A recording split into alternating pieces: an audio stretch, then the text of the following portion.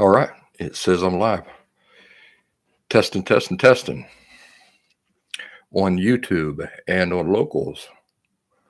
How's everybody doing on locals? Can you hear me all right? Everybody hear me on YouTube all right? Let's get started off right. What do you say? I'm Brian Barnett. I'm just a regular guy. It's true. I'm not a doctor. That's I true. have no legal license in any field of psychology. That's also true. But I did live a large part of my life with borderline personality disorder unknowingly. Believe it or not. And I really did rid myself of the disorder completely and permanently. Yep. Through that, I've become an expert on issues involving emotional health. I accept no responsibility whatsoever for your feelings, thoughts, behaviors, decisions, and actions, including your decision to watch or listen to this show at all. But I do hope you might benefit yourself from the insights I share.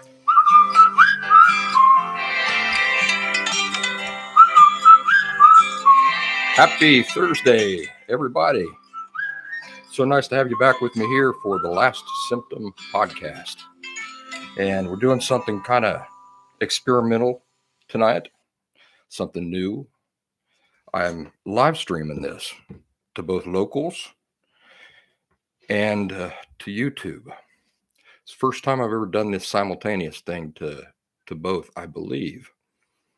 I see got several people there on locals. How you guys doing? Say something to me so I can see if the chat's working there all right.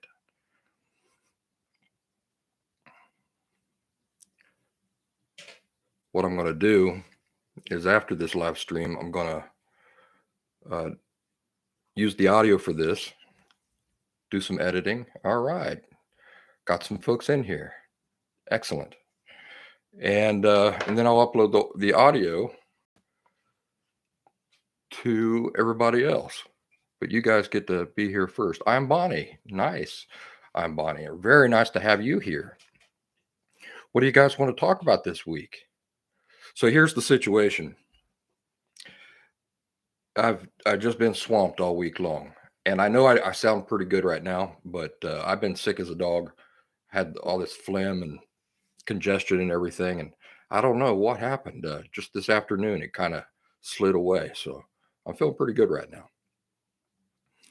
But because I'm so far behind on everything, I didn't really get to sit down and do an outline. I've got leftovers here from previous shows that we things that I had set aside to talk about that we never actually talked about. But what I thought is if I did a live stream and I can interact with you folks, then I could squeak by this week without having to necessarily have a really formal show. And yes, I do have the bourbon poured and ready to go. If bourbon or alcohol is a problem for you, please tune to a different channel.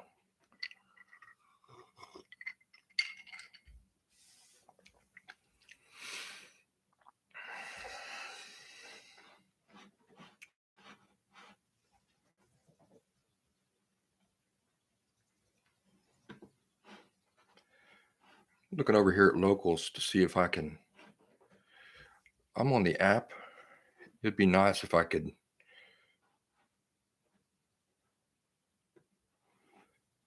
I am Bonnie. You want me to share that with the rest of the world? I'm Bonnie on local says that maybe I can talk about the wise words I shared with her this week that have been life-changing. Boy, I got to think about what I told you. Let me open up the chat here. See what I told you.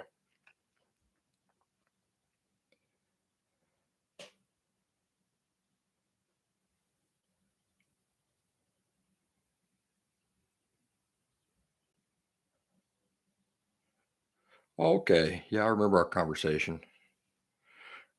Our conversation was about, so I'm Bonnie wearing herself ragged. She works with children. Didn't feel like she was making enough money working with the children, but they're children.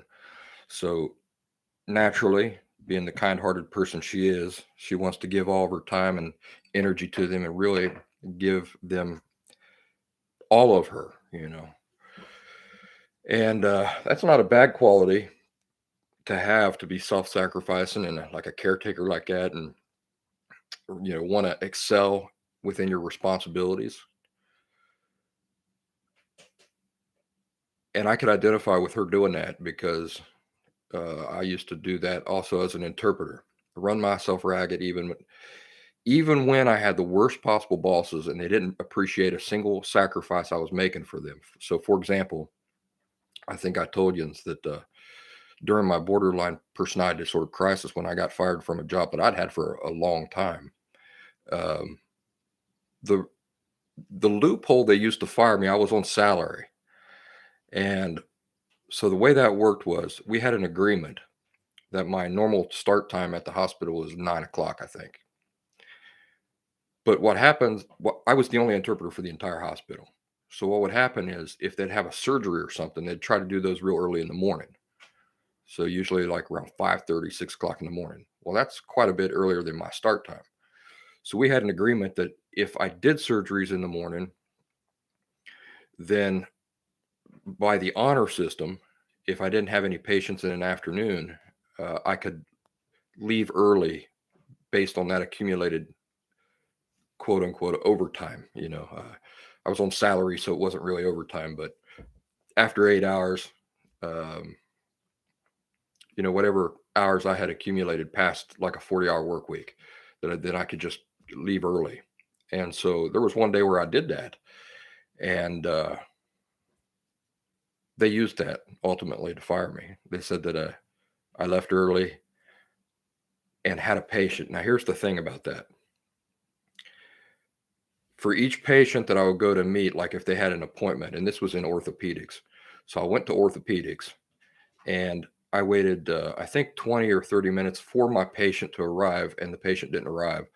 And so that was when I left. And they used that to fire me because apparently they said that the patient showed up a little bit later. Well, it was always understood that after 15 minutes, my patients were considered no-shows and I was to move on to the next patient or go do something else. But you see how they just used that loophole. But I had been killing myself that year, killing myself for them.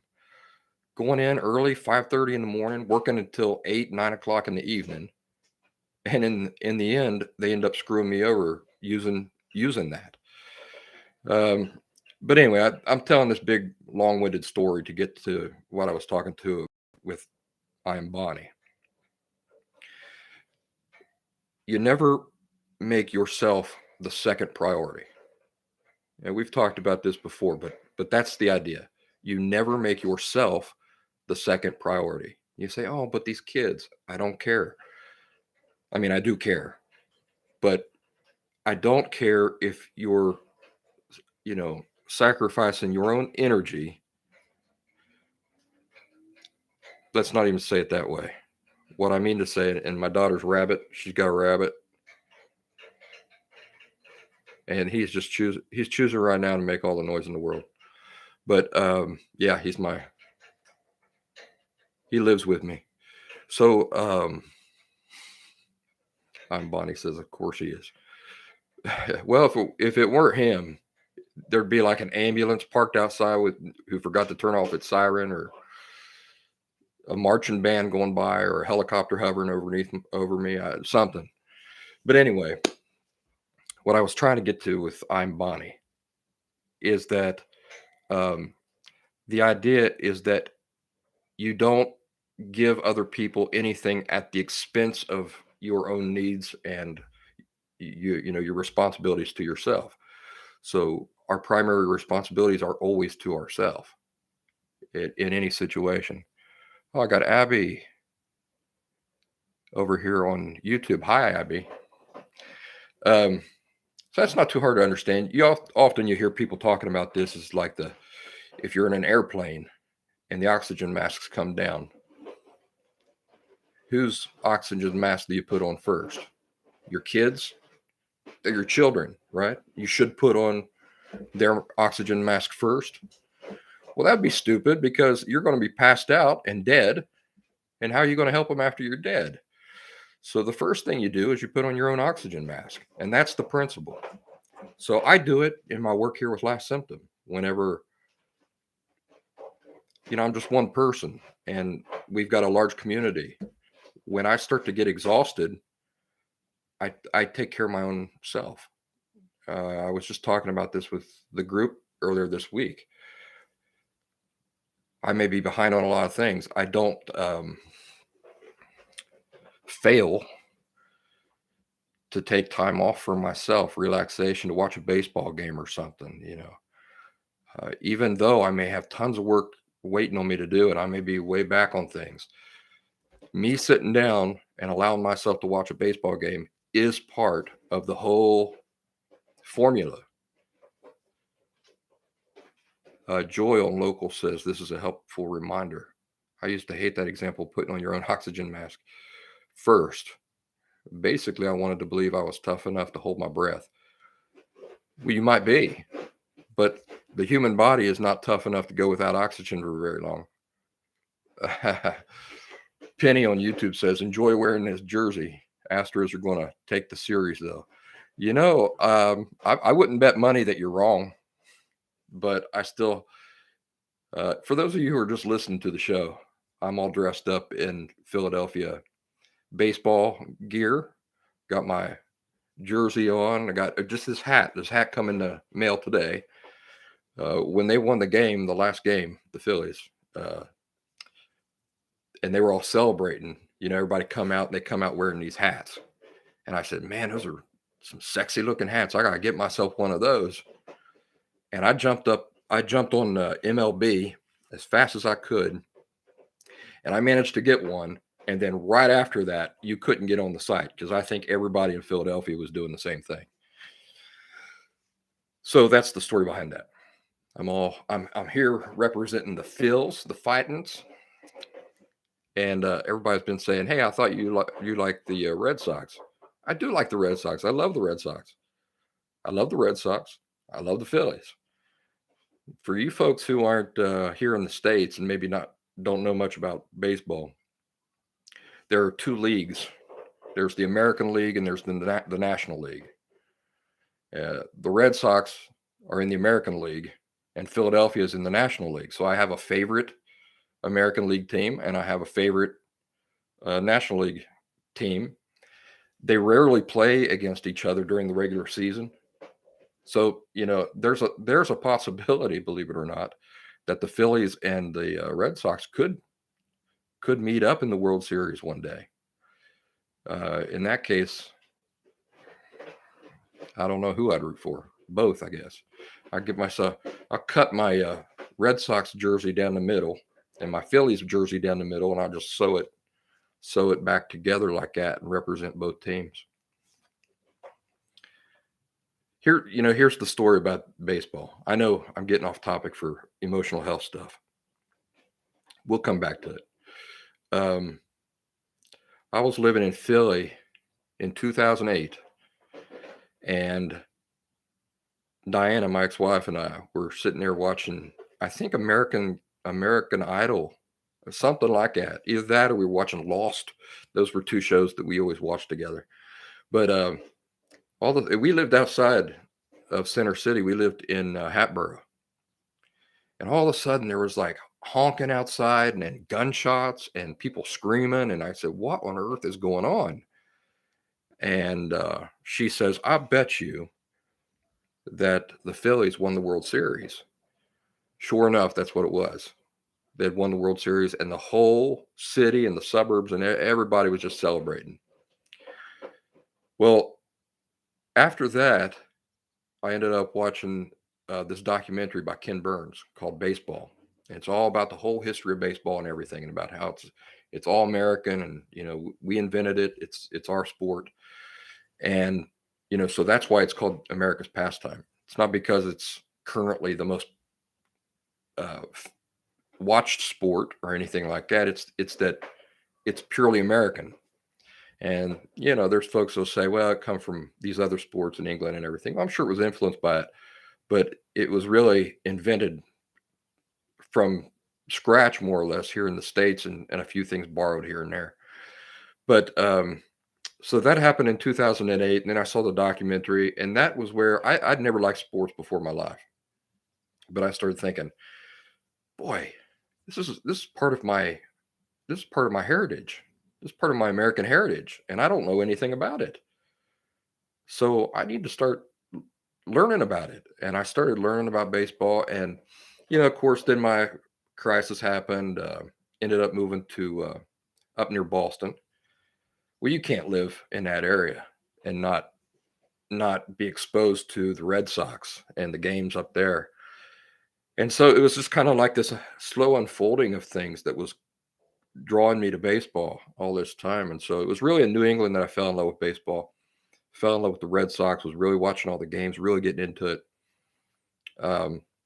But the Phillies winning the World Series in 2008 was really what started the whole thing. And so that's why I'm here. Abby says, thanks for explaining it. What do you have? What's the big sport down there, Abby? You're in Australia, right?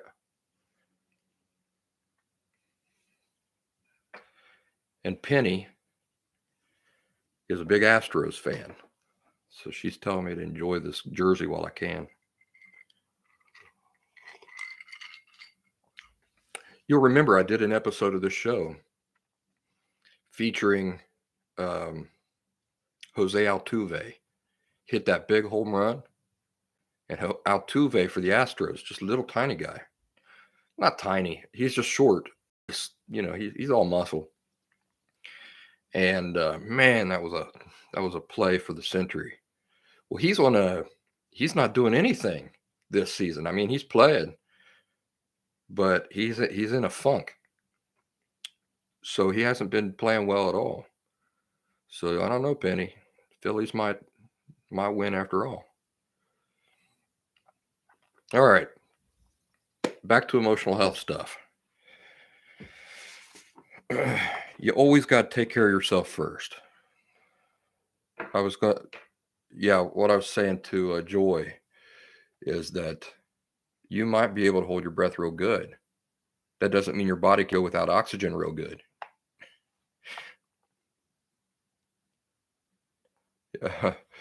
Abby says that in Australia, they have a much tougher version of football with no sissy padding like you guys wear. Aussie rules. Footy in an oval paddock. You're preaching to the choir, Abby. I don't like football at all. I really, really don't like American football. I don't like the culture around it. I don't like anything about it. I think it's a really dumb sport. And I say that knowing that a lot of people listening might really love football. And I'm not trying to insult you. That's just it's just an example of everybody having their own taste, right?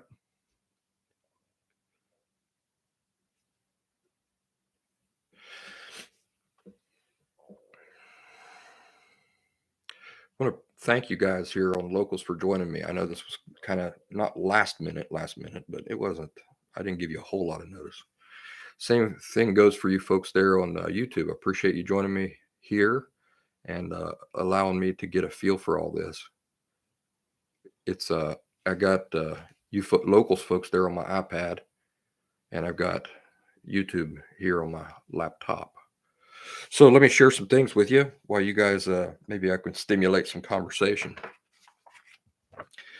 Not long ago, somebody was talking about how her experiences with her father. She says she'll never forget. And she used some word in here, which really, I'll tell you, I really love my interactions with you folks because sometimes you guys put things into words in a way that fails me, that I'm trying to figure out a way to express just that thing. And then somebody will come along and say it just perfect. And that's what she did here. This was a conversation on Locals. She says she'll never forget these unpleasant memories of her father. She says all the times he made me feel deeply ashamed of how I felt at that moment and feeling even more humiliation showing it. As soon as I read that, I said, that's it. That's it. And I had memories of my dad, 3 o'clock in the morning, uh, drilling into me, making me feel humiliated for what I was feeling.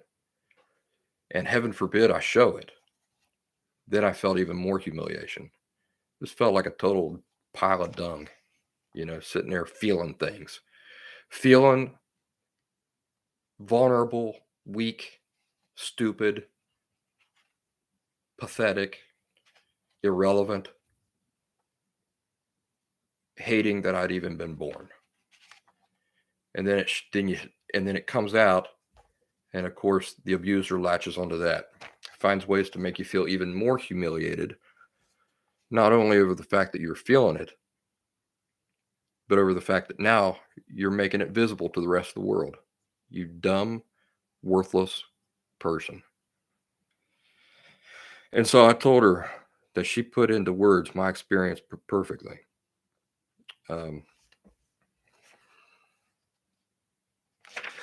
think I've mentioned in other aspects of my work that humiliation, and I think you'll remember this back when you've experienced it, is one of those emotions that, when you're not conscious or mindful of the things you're feeling, when you're unhealthy, you're kind of like not paying attention to your feelings. I mean, you're experiencing them and everything. You might admit that you feel the basic emotions, like I feel sad, I feel happy, I feel mad. But you don't really want to reveal much more than that, do you? In some cases, you don't even want to reveal that you're sad. Definitely don't want to admit that you're scared, stuff like that, especially in situations where an observer might say, well, that's nothing to be scared of.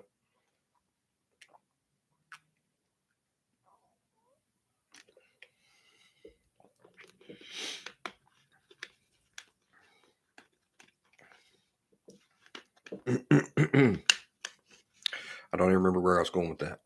Lost my train of thought. Oh, I remember what I was going to say. So this humiliation is so terrible. It's such a terrible feeling.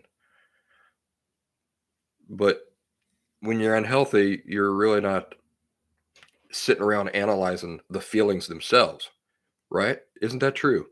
When you're unhealthy, you're not sitting around analyzing your feelings themselves. What you focus on is the experience, not the feelings, right? I'm Bonnie says that's true. So think about the fact that you're in that state of mind where you're paying attention to the experience, but kind of disregarding the feeling of humiliation. Now, think about the fact that feeling humiliated when you live life like that, in this kind of disconnected from your feelings type of thing, or not analyzing your feelings, that the feeling is so bad that human beings naturally will do anything to avoid experiencing it again. Anything. I think about uh like when I was a teenager, I touched a I think I've told the story where I was trying to hook up my radio to my light switch, and it shocked the holy kazoozie out of me. And I, to this day, will not mess around with electricity. I mean, at one time it was so bad, it lifted me off the ground feet.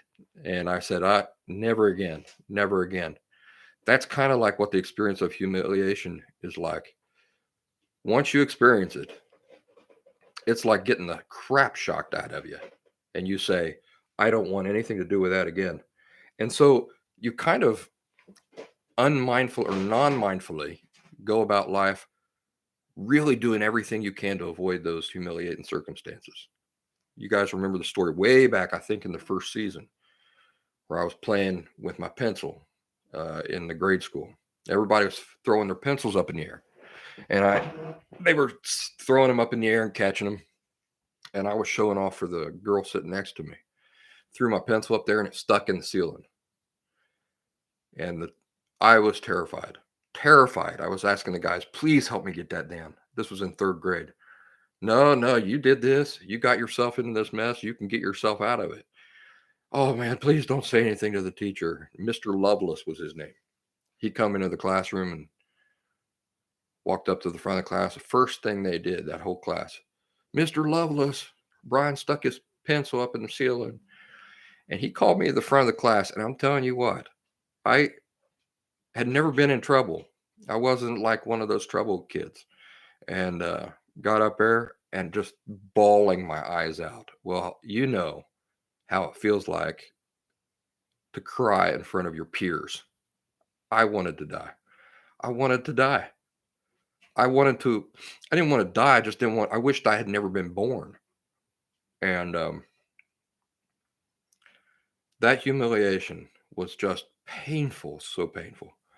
So it's like getting electric shocks. You will do anything from then on to avoid that. And you just think about how that affects you. Abby says, where's my eyeballs here? Abby says, at age 50, I'm still unwilling or unable to wear makeup because of a single sentence from my dad where he said something stupidly judgmental. You don't want to look like a cheap tart, do you? Yeah.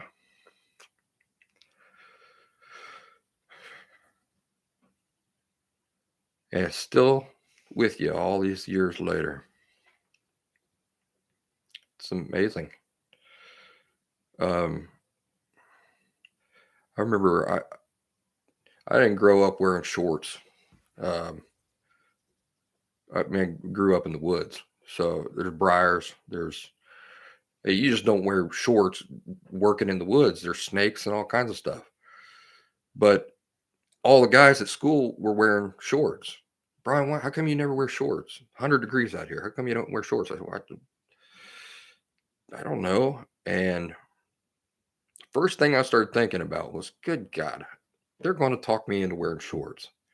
And they're right. It is hot. It would be a lot better wearing shorts.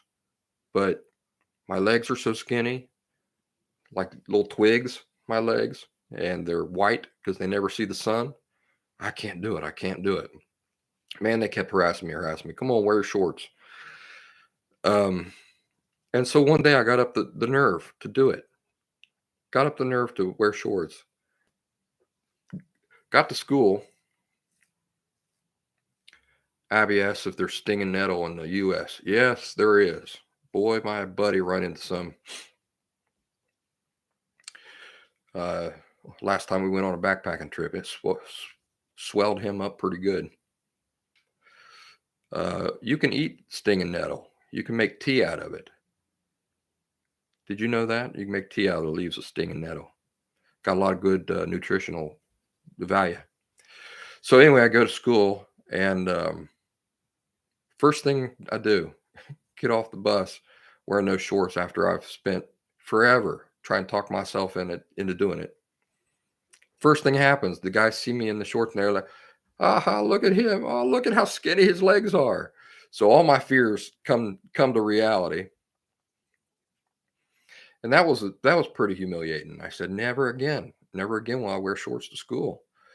But, here's the thing, and we've talked about this a lot.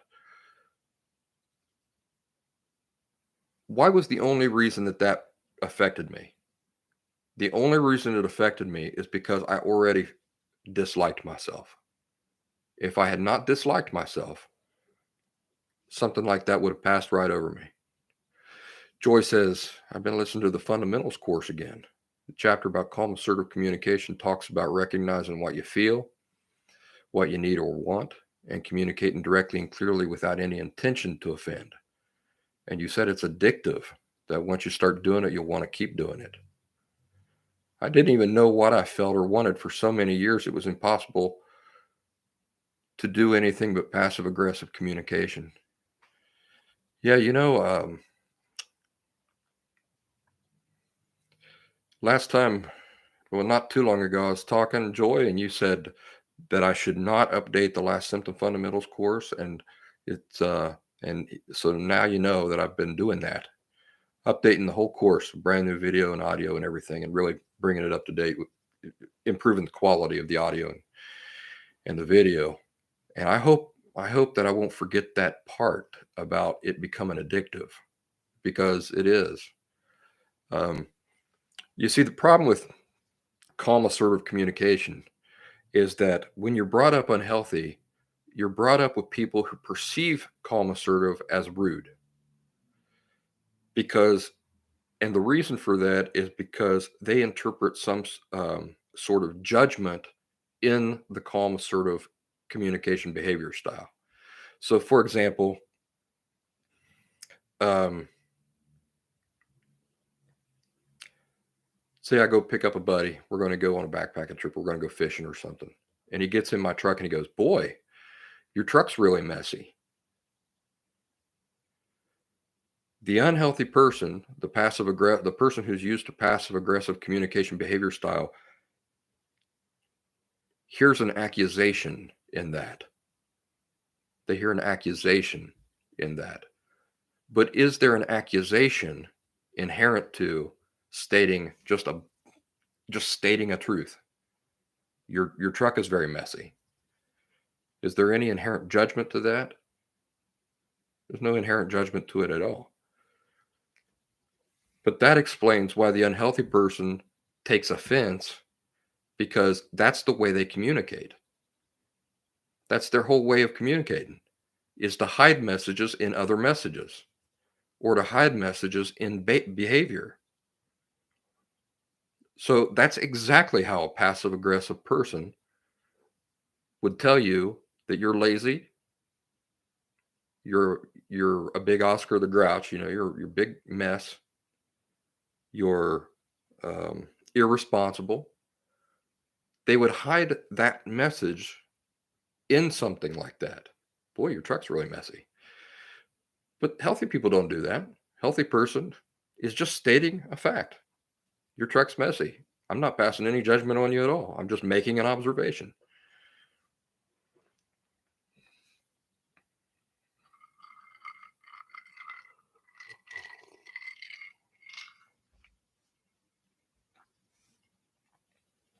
So that's why it gets addictive, because you go, "Wow, this really works." Now, here's the thing. You will know when you're talking to somebody healthy and when you're talking to somebody not healthy, because the person who is unhealthy will take offense. They they will view it as you expressing some sort of judgment upon them. The unhealthy person doesn't do that. Do it anyway. Even if people get upset, practice it.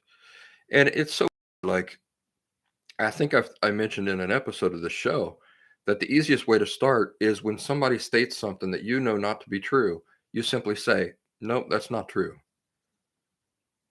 Mm, unhealthy person might, "Oh, you're saying I'm stupid. You're saying that I'm a liar." No, I didn't say either of those things. Listen to what I'm saying without inserting your own meaning into it. I said that what you said is not true.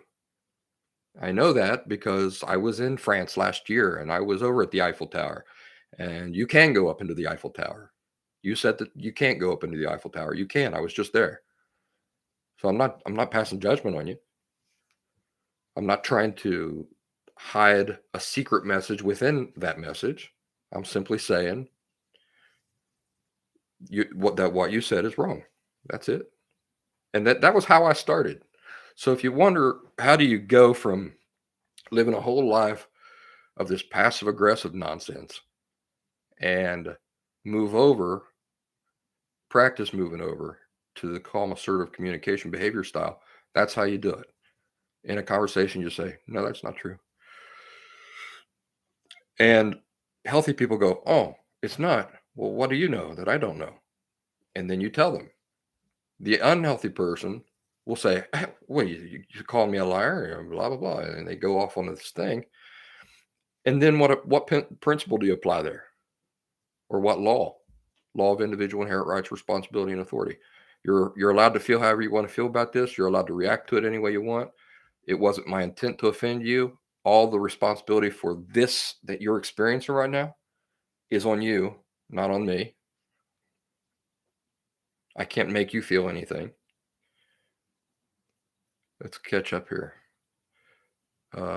I'm Bonnie says on locals says when I'm calm assertive, her family gets very defensive. Yeah, but now you know why.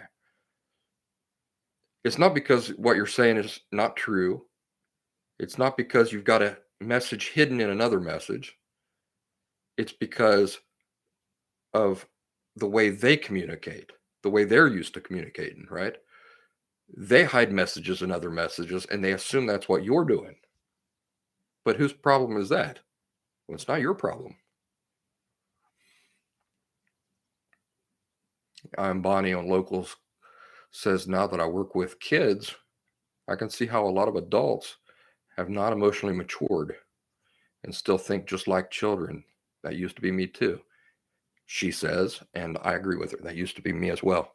Let's go over here to YouTube and see what is being said. Abby, she says, and maybe because you valued their opinions of you? No, well, it's not value, is it? It's desperate need when you're unhealthy. If I'm understanding what you're commenting on correctly. We're talking about placing too much value in what other people think and stuff. The reason for that is because your value depends on what they think, right? And that goes back to a conversation about inherent worth versus commercial worth.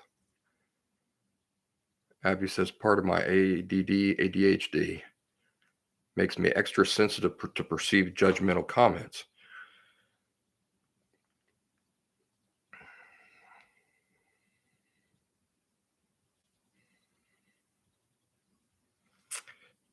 Yes, but that is something that you can reject.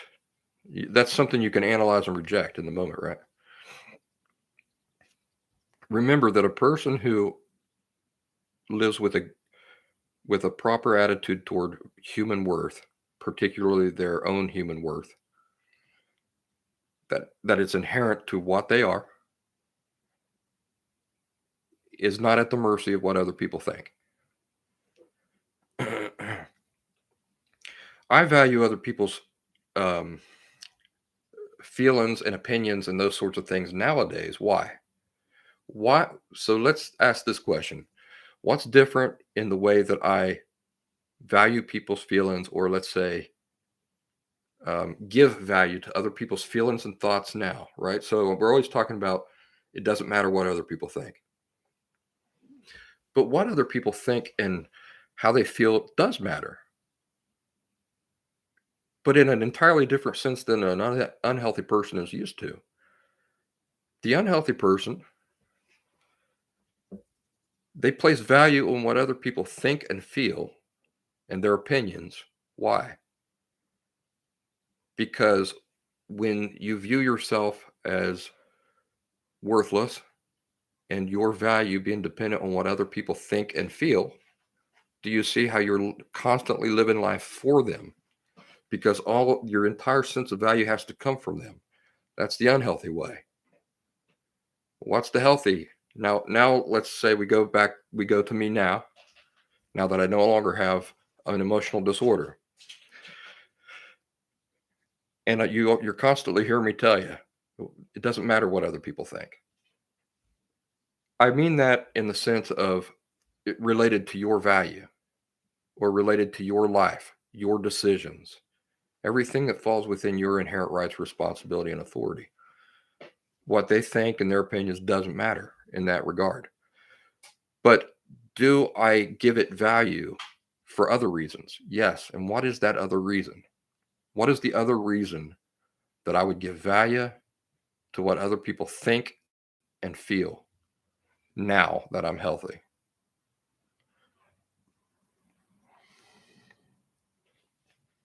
See if I can get any folks here to get it. I'm paying attention to what you guys are writing. I just afraid to lose my thought if I don't follow through on it sometimes.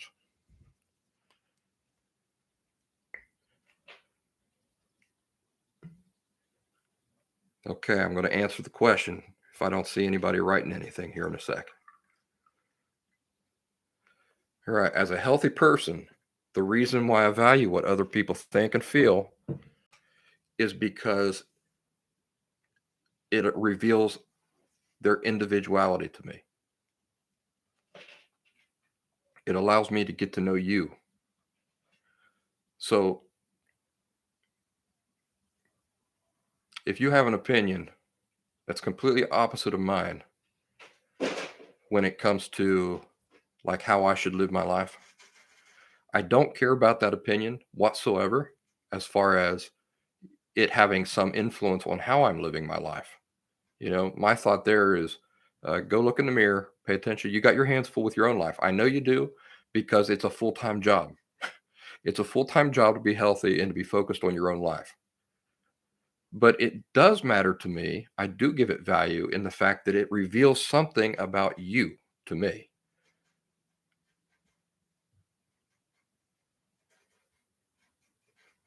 Chris on YouTube. Nice to have you here, Chris. Chris says, thanks so much for the insights, Brian. I found your views on intrinsic value very helpful and always find your views interesting. Well, thank you, Chris. And I appreciate that wording very much. Because it leaves open the possibility that you may not perfectly agree with me on everything, but you still find them interesting. I appreciate that. As long as you find them interesting and it gives you something to think about, I think that reveals really good qualities, and that's the best. I mean, that's better than what a lot of people give me. So I appreciate that.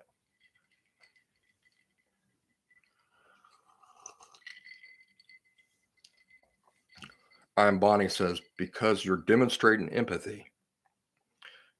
Yeah, but also I'm demonstrating respect. Respect for you as an individual. You see, when we're unhealthy, you remember the very foundation of emotional disorder makes it impossible for us to value people as people.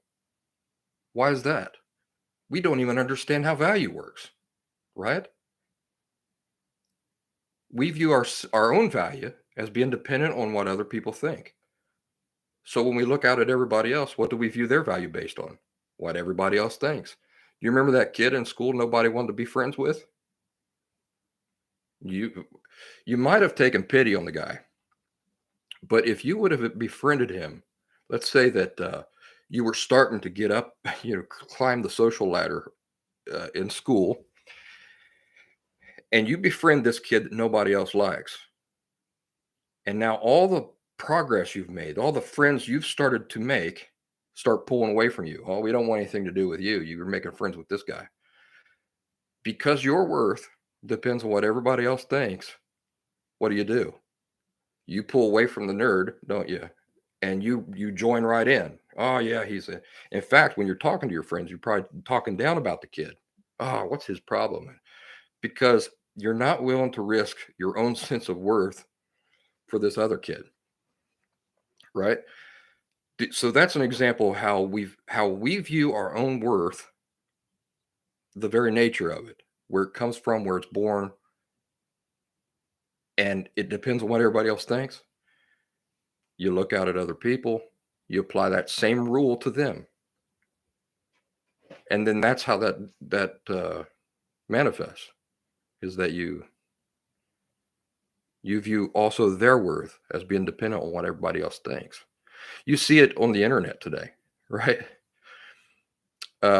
Whoever's cool in the moment, everybody loves them, don't they? So why does this person who's so cool in one moment get rejected by everybody in the very next? Are they rejecting him because they just hate him, or they hate her? Or are they looking around at what all their peers are saying and how they feel about it and imitating that, basing their own view of that person's worth based on what everybody around says. Which one do you see more? Interesting, isn't it? Tall poppy syndrome, Abby says. What's the tall poppy syndrome, Abby? I've not heard that term.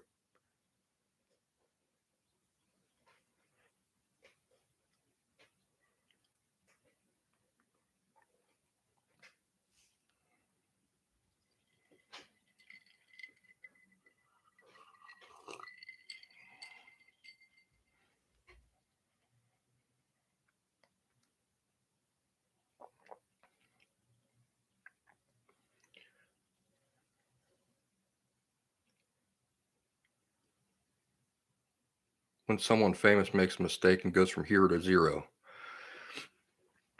I had not heard that term. I wonder if that's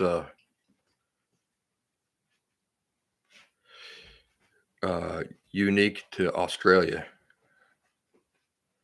Tall poppy syndrome, and it describes it. But what are you viewing there? I mean, what are we observing there when that happens? When a person goes from hero to zero?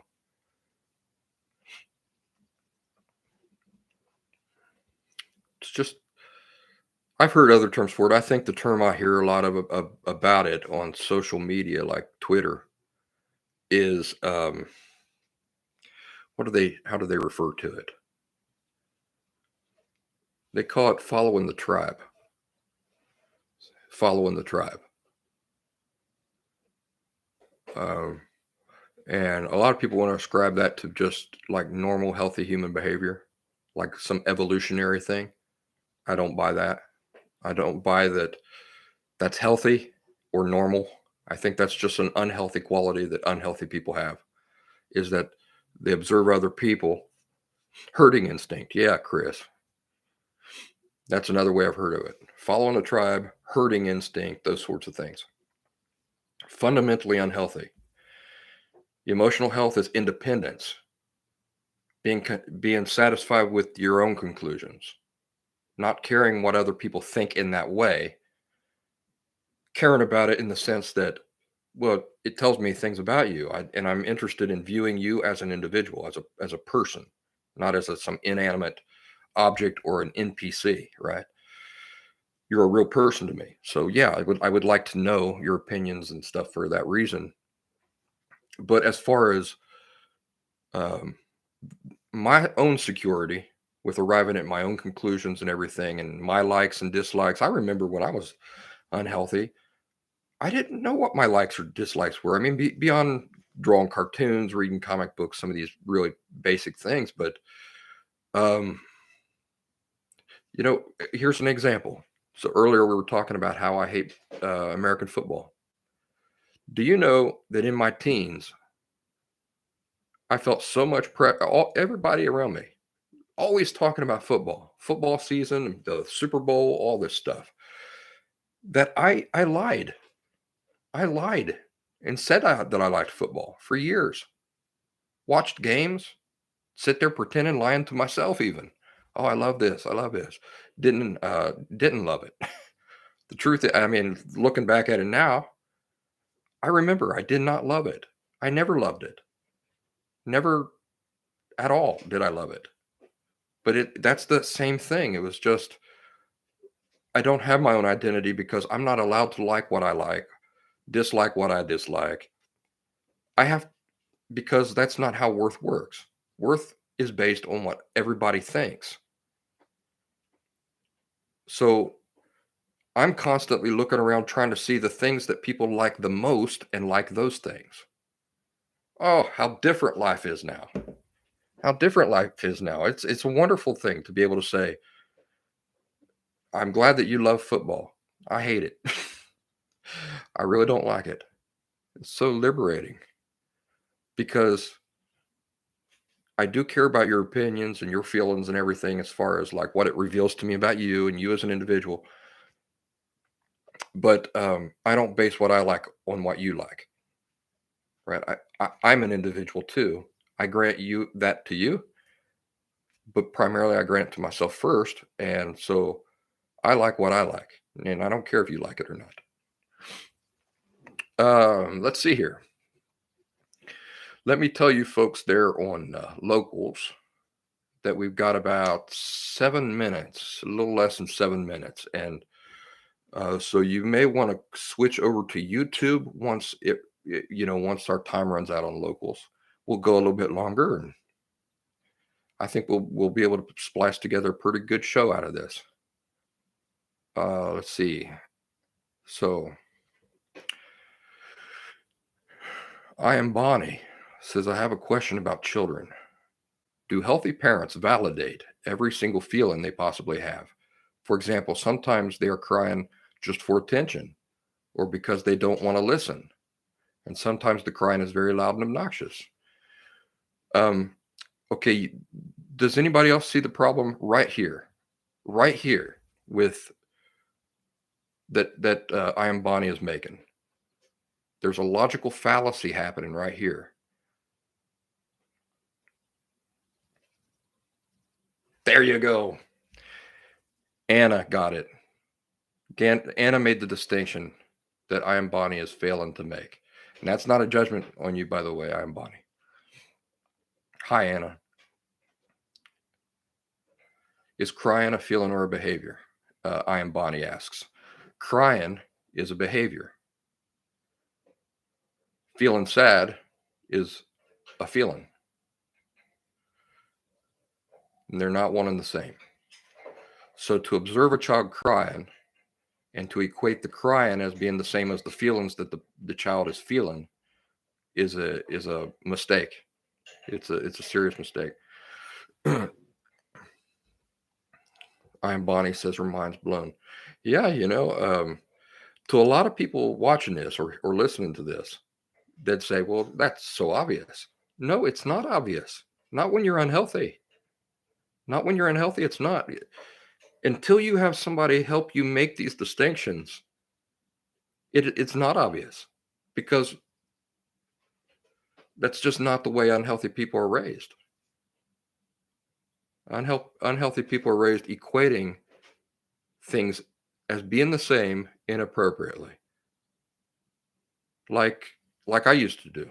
I used to judge my feelings as me having done something wrong. You see, in this case, what I am Bonnie is doing is she's equating the behavior as the same as the feeling. And what got me, one of my big epiphanies was realizing that what I'm feeling is not a behavior. That blew my mind when I realized that things I feel is not the same as me having done something wrong. So I've used the example of, like, what if I'm lusting after my best friend's mother, which I did do, by the way. I mean, I was a teenager. We all do that. But what if I'm feeling lustful feelings after my mom's, or not my mom, after my best friend's mother? Well, man, I just felt terrible about myself about that. Felt terrible about that, as if I had already done something wrong. But is feeling lust doing a thing? No. Yeah. Joy says, don't tell me that. She's got a bunch of teenage boys. Sorry to tell you, Joy, they're going through a lot of tissue paper when they leave your house. Let me see here. Polly, so nice to have you here.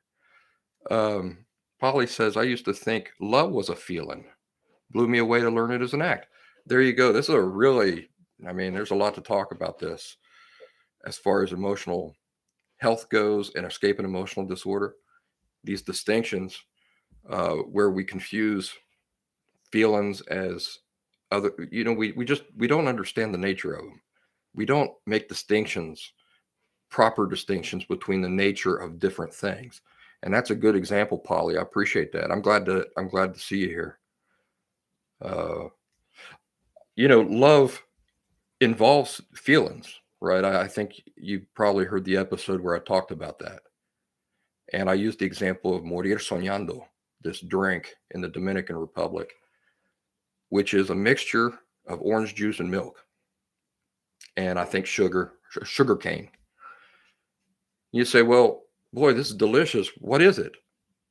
You wouldn't say it's milk, and you wouldn't say it's orange juice. You'd say it's Morir Soñando. It does contain those things. It does contain milk and it does contain orange juice, but it's not just those things in itself. And that's like love. It does involve very strong feelings, but as a result of a developed quality, right? I'm glad that you brought that up. Penny says that one of my son's friends told me once he had a crush on me when he was a teenager. He was telling you that because he still has the crush on you. A little insider's tip there. If somebody comes up to you and says, "Boy, I used to have a crush on you," what they're saying is that I've had a crush on you for a really long time. Still. I'm Bonnie says, no idea how to chat on YouTube. There should be a thing underneath that says like a chat button. Yeah, we're down to the last minute and on locals. And what's been happening on locals is that it cuts out like a minute early. Sometimes it cuts out many minutes early. So once again, for you guys on locals, you might want to switch over to YouTube here. I am Bonnie. Are you Madame Lulu on YouTube?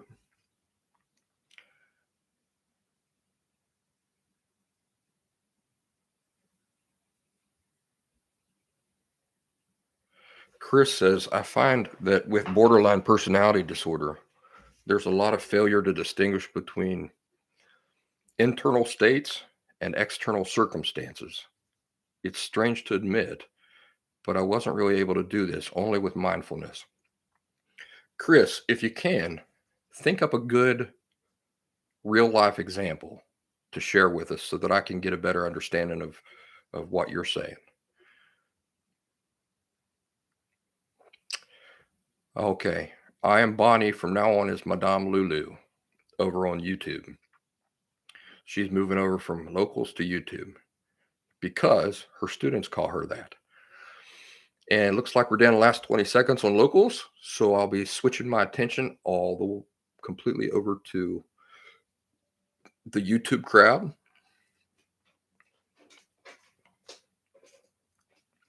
The Last Symptom by Brian Barnett on YouTube. Subscribe if you're not subscribed. All right. You YouTube folks have my complete and undivided attention now.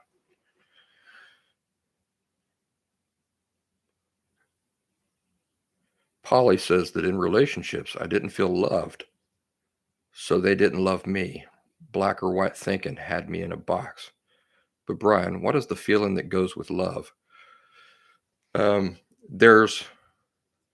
I've done two, I think, pretty good episodes about love. One of them is called The 5 Facets of Love. So it talks about love as being like a gemstone. A facet are the cuts in the gemstone. So if you think about love like that, the thing about a gemstone is that all of the facets, all of the cuts make the whole, right? So with love, there's multiple things that have to be combined for it to exist. Feelings that you'll feel when you're feeling love is affection, right? But you can have affection without having love. Love is a principled thing that also depends on things like patience. It depends on patience is a big one if you think about it. So can you have patience and not have love? Yes. But can you have love and not have patience? No. Love cannot exist without patience, but patience can exist without love. Mildness is another quality of love. Can you be mild and not love a person? Like, Polly, you and I had never met, but I might be very mild with you and patient with you. It doesn't mean that I'm in love with you. On the other hand, if I am in love with you, it absolutely requires patience and mildness. And, when you look at unhealthy families, you see none of these qualities. And yet they say, we love each other. We fight like cats and dogs. We treat each other like dirt, but we love each other. No, you don't. No, you don't. Let's see what Chris says here. And I didn't really answer Polly's question. Her question is, what feeling goes with love? Well, I did kind of answer it. Affection is a big one.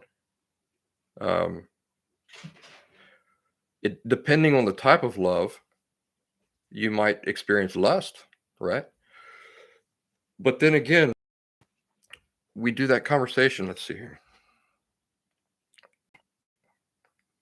where we turn things around. Can you have lust? The thing started playing over here on locals, the live stream. It's all right. All these hiccups here are just part of the thing. Okay, there we go. What the heck? All right. You guys are going to get a look behind the scenes here. So can you have lust without love? The answer is yes.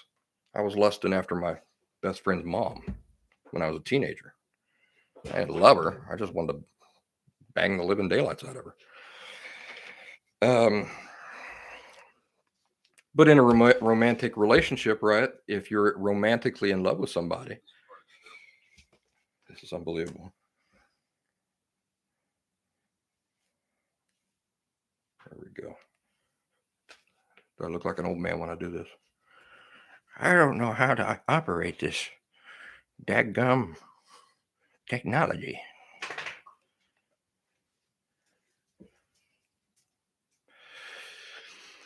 Hey, Polly, I know it was probably a slip of the tongue for you to call people borderlines, but I like to I don't like to use that terminology because it equates the disorder that a person has with what they are. So there's just normal people with an emotional disorder, but they can get rid of the emotional disorder. You can't change who you are.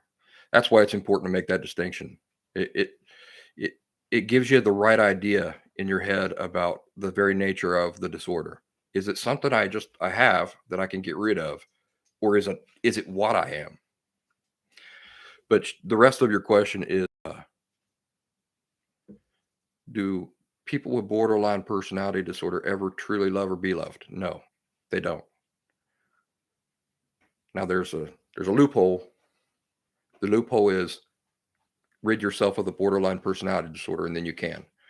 But if you rid yourself of the borderline personality disorder so that you can love, you're not a person with borderline personality disorder loving and being loved, are you? You're a person without borderline personality disorder loving and being loved. So the answer is that people with borderline personality disorder are not capable of loving or being loved. But a person without the disorder is, and borderline personality disorder is curable. A person can rid himself or herself of it. So that is important to understand. You do the work, get rid of the disorder. Nothing's stopping you from experiencing genuine love. But have you heard the expression, you can't love others if you don't love yourself? What is at the fundamental root of borderline personality disorder? A loathing of oneself, a dislike of oneself. So do you see how the very disorder itself, the very thing that makes it what it is, disallows loving yourself? And if you can't love yourself, you can't love others. Why? Because you don't view yourself correctly. You don't view other people correctly. Which means that you generate, or you can't develop, the qualities that love requires. So let me catch up to what Chris is saying here. I asked for an example and he gave us one. So an example would be, if a relationship is going badly during a splitting episode, the state of mind goes very quickly to the universe is against me and punishing me. Poor distinction between the external state, the internal feeling, can lead to a fusion of the two. It ties in a little with what you were saying about constantly having to need to read the room in order to fulfill other people's expectations.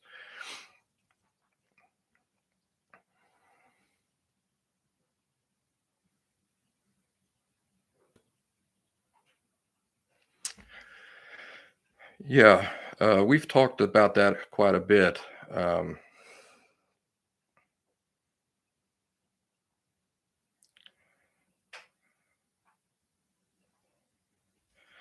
A person who has an emotional disorder, remember how earlier we were talking about how people read judgment into just a statement of fact? Like, a guy gets into my truck, he goes, "Boy, your truck's messy." And because I'm unhealthy, I read judgment in it. I hear judgment in it. Oh, he's saying I'm lazy. He's saying I'm irresponsible. He's saying all these things. He didn't say any of that, did he? He didn't say any of that. One of the reasons why I hear that, though, those messages that he did not even say, is that one, I'm used to passive aggressive communication behavior in my own life. So that's the way I communicate and behave with people. But there's the second reason, and the second reason is that I hate myself. Now, when we talk about a person not liking himself or herself, or we talk about a person not viewing himself as having inherent worth, it's the same as saying I hate myself. Because when you view yourself as not having inherent worth, meaning you don't view yourself as being the thing that has worth, what else does that mean? It means you view yourself as worthless, devoid of worth. How and view things that are devoid of worth? I mean, I have to pick up dog crap out there in my backyard. How do you think I feel about that dog crap? You think I pick it up and cuddle it and sing to it and read it poems? No, I despise. I hate that I have to do that job. So that's how we feel about everything we view as worthless. It, you can't view something as worthless and at the same time feel affection for it or have some kind of like for it. You don't. It, it's that's completely contrary to how we work as people. When we view something as worthless or as not having worth, we loathe it. We don't like it. We despise it. We hate that it's even in our lives. So I just wanted to clear that up. There's no such thing as, like, for example, I just view myself as without worth, but I don't hate myself. There's no such thing as that. If you view yourself as not having worth, which is the same as saying I don't have inherent worth, you don't just dislike yourself, you hate yourself. You loathe yourself. I really like that word loathe because when I tap back into memories of being there, that's exactly it. I was walking around with complete loathing for myself all the time. Any sense of I'm great was very flimsy and temporary and based on very superficial things that might change the very next day. So I might have moments where I can lie to myself and say, "Boy, I'm great. I'm really great." But that's not the underlying view that I have of myself. The underlying view that I have of myself is that I'm worthless. I hate myself. I loathe myself. Why can't I be somebody else? So to get I'm getting windy, but to get to your answer to the answer, um, a person who is in that state of mind, so viewing themselves as worthless, loathes themselves, when they're going about in life, what are they waiting for all the time? They're waiting for it to be confirmed to them. So if you to help you understand that, if you flip that around, if you truly believe that you're just great and wonderful, Then what are you looking for to be confirmed every time you're walking around about in the world? You're looking for that to be confirmed. You're looking for you to walk down the street and people like, hey, Brian, how you doing? Hey, boy, I can't believe it's you. Little kids running up to me on the sidewalk. Can I get your autograph? Things like that, right? The very opposite of that is you're walking down the sidewalk. You view yourself as a piece of horse papooey. Now what are you always expecting and waiting to be confirmed? That you're a piece of horse papooey. And so when you get a message that is innocent, there's a filter that it's passing through. And what's that filter? The filter is I am worthless. So how are you going to interpret, if you can, any message that can even slightly be interpreted negatively? You're going to interpret it as confirmation that you are worthless.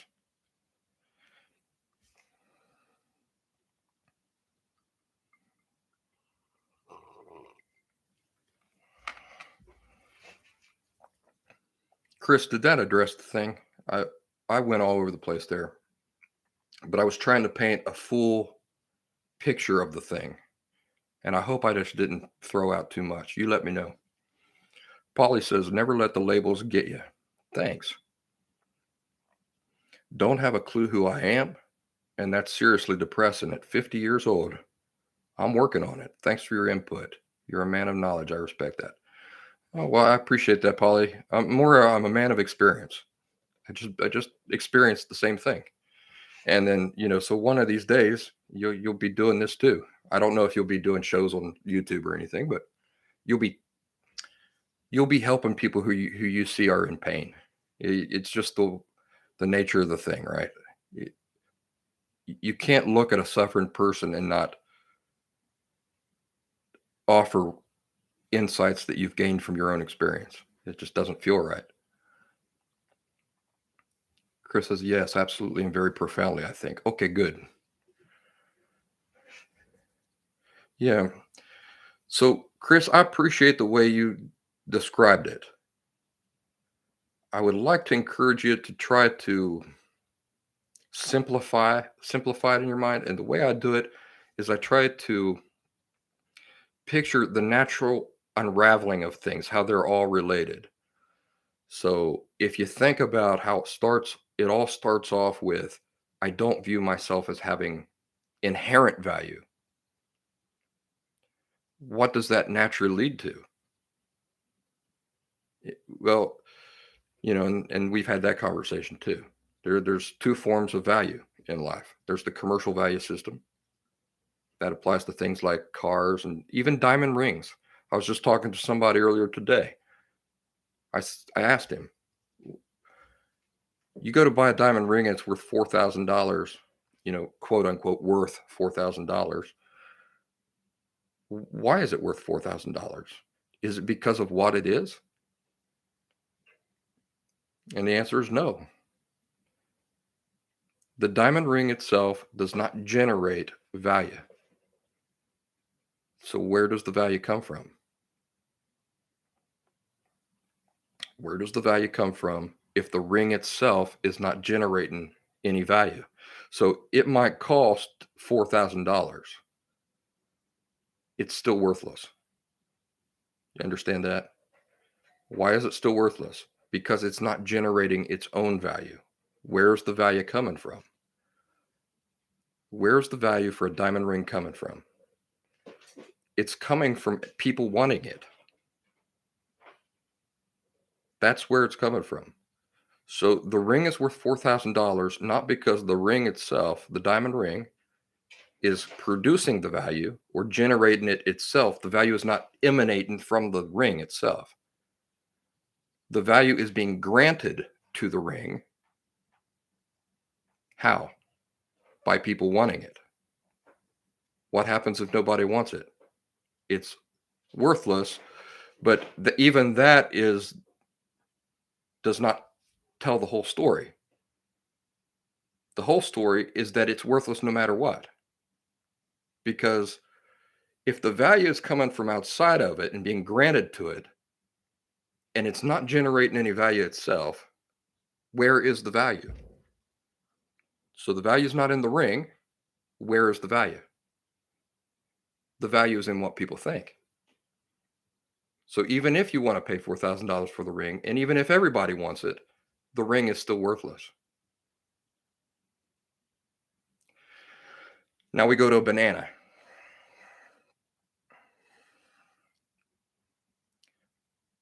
Why is a banana different than a diamond ring? Let me ask this question. Why is the diamond ring worthless, and why is the banana not worthless? The banana is not worthless because of what it is. So that's an important distinction to make. In the two value systems, in the commercial value system, the thing's worth comes from people wanting it, what people think. In the inherent value system, the value does not come from what people think. C says it got vitamins. Yeah, you're right. You're right. In the inherent value system, the thing itself is what generates the value. It doesn't matter what people think. The value is not coming from outside and being granted to the thing. The thing itself is providing value. So in the case of a banana is valuable, has value because of what it is, not because of people liking it. It's got vitamins, like C says. It's the potential that it represents for all life. Now you and I, all of us here in this live stream, we all go to a nursery, a baby's nursery, and we look in at the babies.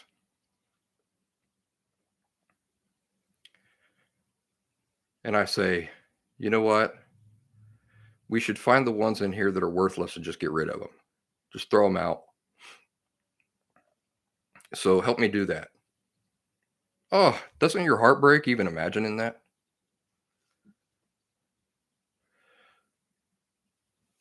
But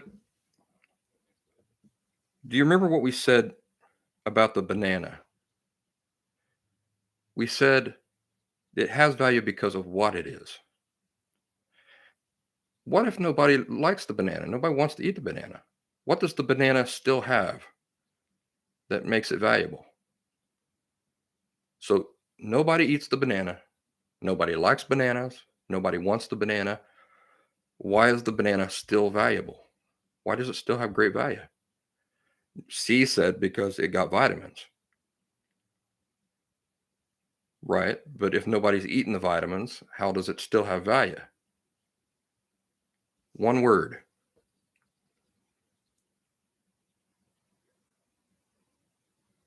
Chris asks a good question. We'll answer that in a question. We'll answer that in a second. For now, let's stick with this question here. Why, even though it got vitamins, if nobody wants to eat that banana? Abby just answered it. The banana's potential. Potential is the word. Potential. So now back to the nursery. We're all standing there looking at these babies, and I say, throw out the ones that are just worthless. Just throw them out. Why can we not do that? What does now, let me ask you this. When we're there looking at the babies and we're admiring the babies, can they do anything for us? Like, can I take one of them home with me and have it change the channels on my TV or program my VCR? Boy, that's a 90s statement. There's that. I time traveled for a second back to the 90s. Can I have it take the trash out for me? No, those babies can't do anything for me. They can't do anything for me. Literally nothing. They can't do anything for me. In fact, it's the opposite. I have to give up my life to take care of it. So if the baby can't do anything for me at all, and I have to literally set aside my own preferences and my own life to take care of it, Why does it have value? Abby answered it. The potential that that baby represents. The potential. Things that people are capable of that nothing else in the universe is capable of. Now, I was just talking to this fella earlier today. You might believe in aliens on other planets, and you're free to do that. But that's a belief based on complete blind faith, because nothing in science has even come close to showing that there's anything other out there like us. And when we get done with this live stream, you can look it up, that the human brain is the most complex thing in the entire universe. So all those babies represents potential. You have tremendous potential. All of us as humans have tremendous potential that nothing else has. No other creature possesses, no other thing possesses. The rabbit's name is Humble, by the way. And when I'm not working, I open up the door there and I let him hop around. Humble hops around and he explores all around here. And in fact, I was recording something, trying to sing a really serious, sad song. And then when I was watching the video back. There goes Humble, the rabbit, just hopping in the background, completely ruining my vibe, my serious vibe, video bombing me. So I went on to talk about iPhones with this feller. I go into the Apple store and I say, hey, I know these iPhones do a lot of stuff. And they say, yeah, that's why if you want this one, it's $1,000. I say, yeah, I know that, but I'm only going to use it to make phone calls, I swear. So because the phone does lots of things, is there some kind of like agreement that I can sign that I'm only going to use it to make phone calls? And if I sign that agreement, surely you can sell it to me for, let's say, $20, $30. The guy at the Apple store would laugh in my face. Why? Because it doesn't matter if I use what the Apple phone can do or not. The reason it costs so much is because it can do those things if it wants. If I want it to do those things, it has the capacity to do those things. So that's true with people too. We have capacities that are just built into us. And it doesn't matter if you ever become a famous musician or write the next great American novel, or create a cure for cancer. It's all the capacities that you do possess that makes you so valuable. And a lot of it comes down to capacities like our capacity um,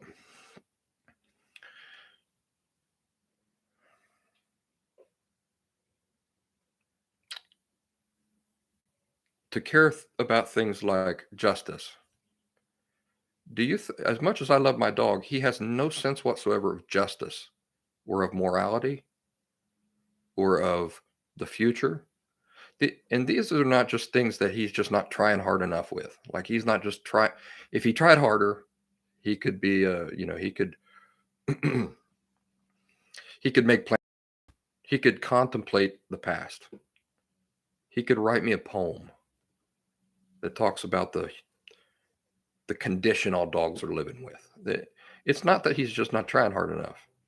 It's that no matter how hard he tried, he couldn't do it. It really is useful to sit around and contemplate how unique human beings are. We're the only thing in the physical universe that is even capable of some of the most subtle things that we take for granted. Like, for example, do you know why grass is green and the sky is blue? Do you know that not even your dog can appreciate that the grass is green and the sky is blue? Do you know that even songbirds cannot appreciate the songs they're singing? They don't sit around thinking, boy, this is beautiful. They don't. A butterfly does not know how beautiful it is. Not even its partners, its mating partners, know how beautiful they are. They might, by instinct, be drawn to them, but they're not sitting there appreciating the beauty of of the wings and all that. So why is the grass green and the sky is blue? And why are human beings almost completely unique in the fact that we can see and appreciate those colors? I just gave it away. We can appreciate it. We can appreciate the colors.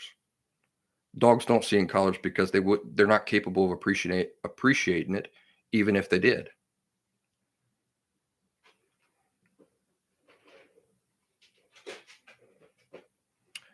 Abby says, don't turn humble into humble pie. That name come by. I have humility is my personal favorite human quality. So let's see. Who was asking earlier? Let me see if I can. Was asking about love. Humility, is related to love, Polly, if you're still here. And humility has always been one of my favorite qualities. That's why it was so hurtful to me when I was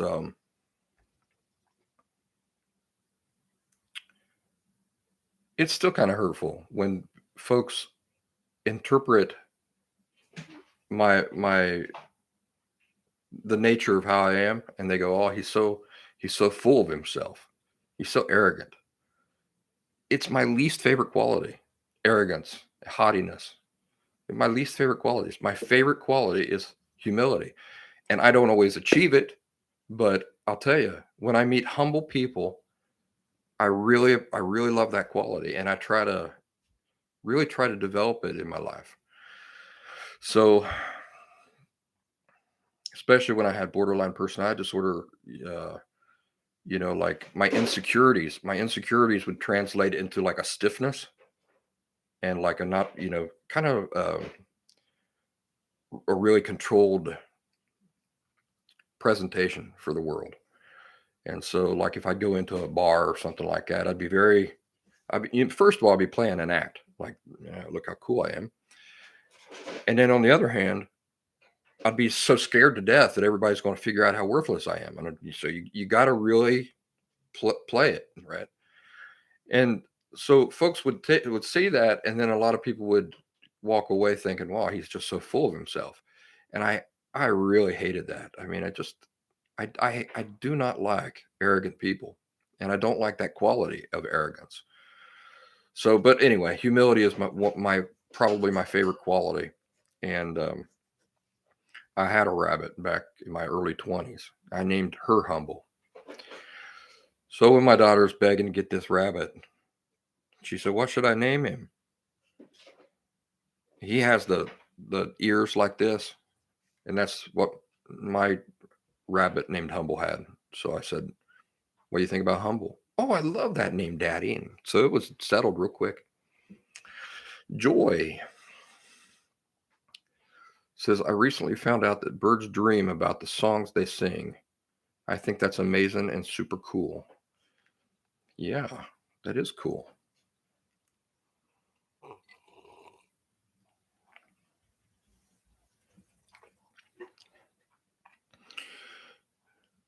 It's amazing to me that animals communicate, but even the fact that they communicate it's not like you're imagining. Yeah, like these birds dreaming about the songs they sing. This is not like them sitting around like you sit around and appreciate Beethoven. Right? You're capable of appreciating Beethoven because of why? Because of the meaning you assign it. That's why music is beautiful. Because it evokes in you memories.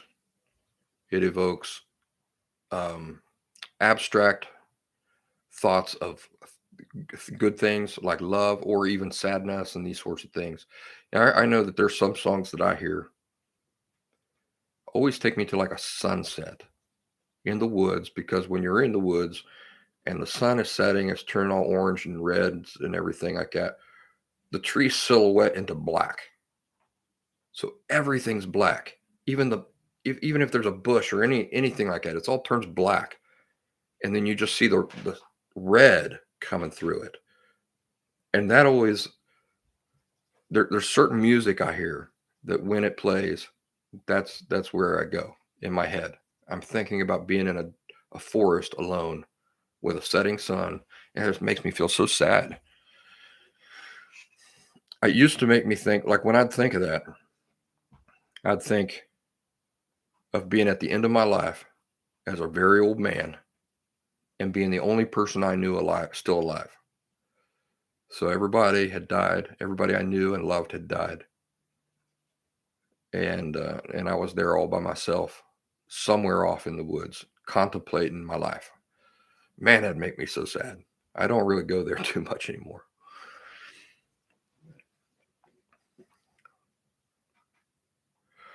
Well, folks, we are at an hour and a half. I think we got plenty here to make a show out of. What do you think? Anything else anybody wants to throw in here at the last minute? I gotta say, I really appreciate y'all joining me and making this a success.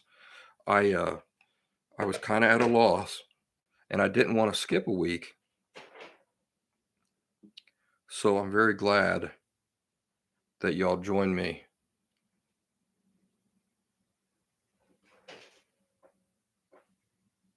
You're welcome, Abby. Chris, I really appreciate it. It was a real pleasure. I love seeing new names of people that I don't remember interacting with before. It really spices up things. So I'll start the music here. Get this thing ready. I got to spend the next probably hour or so editing the audio of this. And to do that, I have to wait until it finishes processing on YouTube so that I can then download it, work with the audio a little bit, and upload that for everybody. So good night. Have a wonderful weekend. Do something nice for yourselves.